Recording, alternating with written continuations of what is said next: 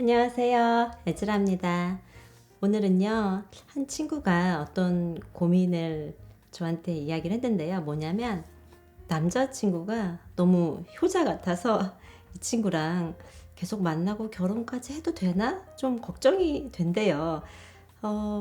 네, 걱정이 되는 게 저도 약간은 이해가 되는 게 여자분들이 남자친구가 효자면 일단 겁내하는 부분이요. 첫째로는 그 시댁하고 관계가 너무 깊이 자주 얽혀서 그게 문제가 생길까, 고부 갈등 문제가 생길까 고민하시는 부분도 계시고, 또 둘째로는 혹시나 너무 효자라 경제적으로 좀 피해를 입지 않을까 그렇게 생각하시는 분들이 계시거든요.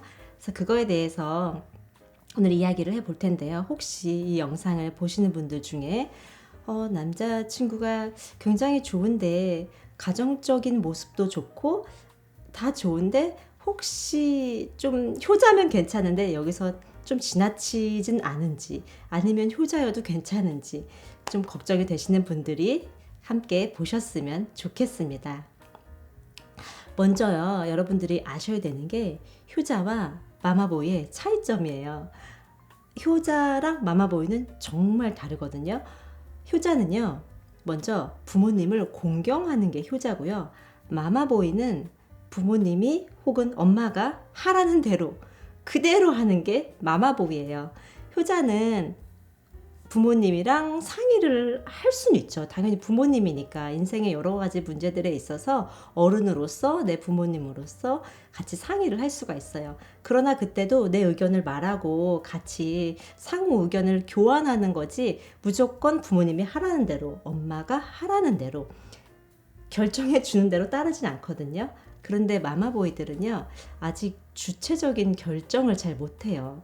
평생 엄마가 하라는 대로 어릴 때부터 엄마 치마폭에 쌓여서 이렇게 하라는 대로 하고 가라는 대로 가고 먹으라는 대로 먹고 무조건 엄마가 말하는 게 길이요 진리요 생명이었어서 그대로만 하는 사람들을 마마보이라고 해요.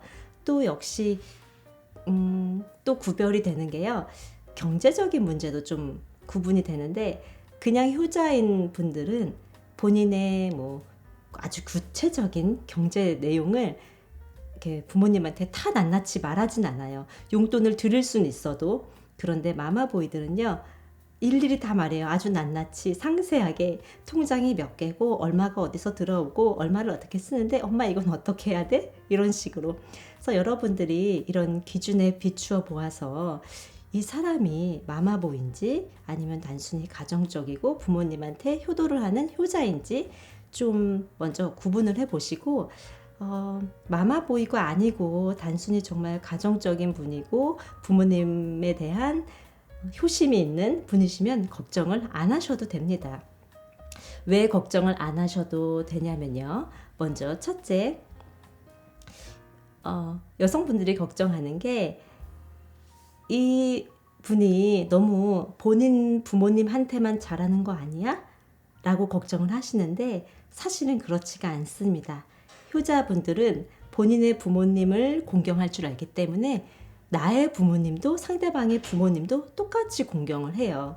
그렇기 때문에 거기에 용돈 얼마 드리면 우리 집 부모님께도 용돈 얼마 굉장히 공평하고 공정하게 해준답니다. 그런 걸로 치면은 우리 부모님한테도 효도를 하는 거니까 저도 좋죠. 그리고 둘째로는요, 그렇게 어른에 대한 공경심이 기본적으로 있는 사람들은 이렇게 상대방 배우자하고 어떤 나쁜 일이 있어서 언성을 올리거나 서로 다툴 때에도요, 무례하게 행하지를 않아요. 말할 때도 최대한 예의를 지켜서 말을 하고요. 그런 모습으로 또 본인이 배운 대로 자녀들을 양육하기 때문에 아이들도 그 모습을 보고 자라서 똑같이 효도를 할 줄 아는 어른들로 자라게 되거든요. 그러면 그 아이들한테 효도를 받는 게 바로 내가 되잖아요. 그렇기 때문에 걱정 안 하셔도 됩니다.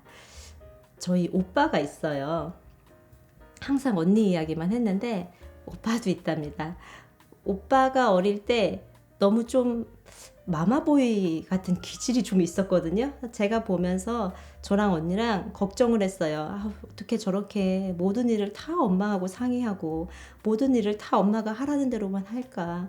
참 걱정된다라고 생각을 했는데 결혼을 하고 났는데 엄마랑 하던 모든 것을 다 부인이랑 하더라고요. 엄마한테 상의했던 거, 엄마한테 말했던 거, 하루 종일 어떤 일이 있었는지부터 걱정되는 일, 고민되는 일, 그런 거를 다 부인한테만 하니까 부인하고 사이가 너무 좋죠. 그리고 엄마하고는 자연스럽게 거리를 두고 엄마에게는 여전히 효도는 합니다. 그게 가정이 행복한 거죠. 그리고 아이들도 잘 기르고 원래 가정밖에 모르고 가정이 테두리였던 사람이라 결혼 후에도 아이들밖에 모르고 부인밖에 모르고 굉장히 아름다운 가정으로 잘 살고 있어요. 그런데 그런 효자 남편을 맞이하게 된다면 주의하실 점이 있어요. 그게 뭐냐면 바로 고부 갈등과 문제된 건데 시어머니를 내 질투의 대상으로 여기지 말라는 거예요. 보통 이상하게 시어머니와 며느리가 경쟁 상대라고 생각을 하고 협력 상대라고 생각을 안 하기 때문에 이 한 남자를 두고 서로 많은 사랑을 차지하려고 고군분투하는 것 같아요. 그런데 그렇게 할 필요가 없고요. 부모님은 공경의 대상, 나는 사랑의 대상이라고 생각을 하면 되거든요. 어떤 친구들을 보면요.